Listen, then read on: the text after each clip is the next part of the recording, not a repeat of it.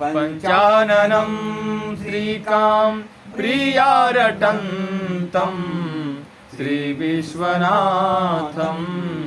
सततं नमामि। ब्रह्ममुरारी सुरार्चितलिङ्गं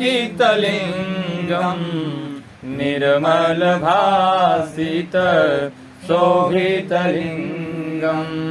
जन्मजदोख विनाशकलिङ्गं तत् प्रणमामि सदा शिवलिङ्गं।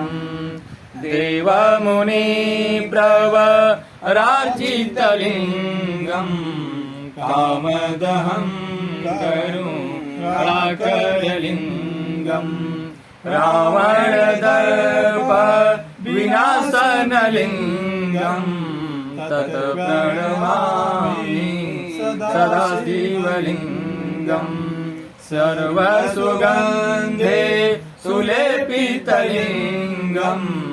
कामदहं करुणाकरलिङ्गं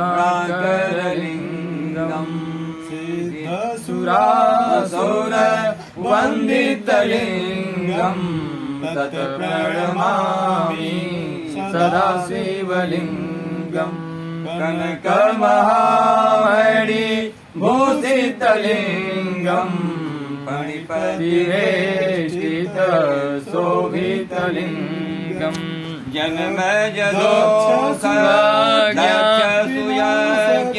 विनाशकलिङ्गं तत् प्रणमामि सदा शिवलिङ्गं।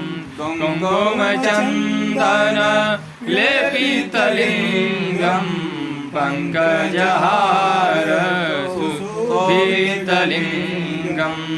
सञ्चितपाप विनाशनलिङ्गं तत् प्रणमामि सदा शिवलिङ्गं। देवगणार्चित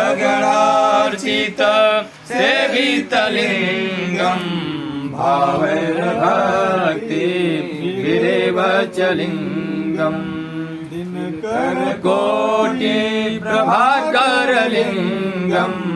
तत् प्रणमामि सदा शिवलिङ्गं। अष्टदलोपरि वेष्टितलिङ्गं सर्वसमुद्भव कारणलिङ्गं अष्टदरिद्र विनाशितलिङ्गं तत् प्रणमामि सदा शिवलिङ्गं।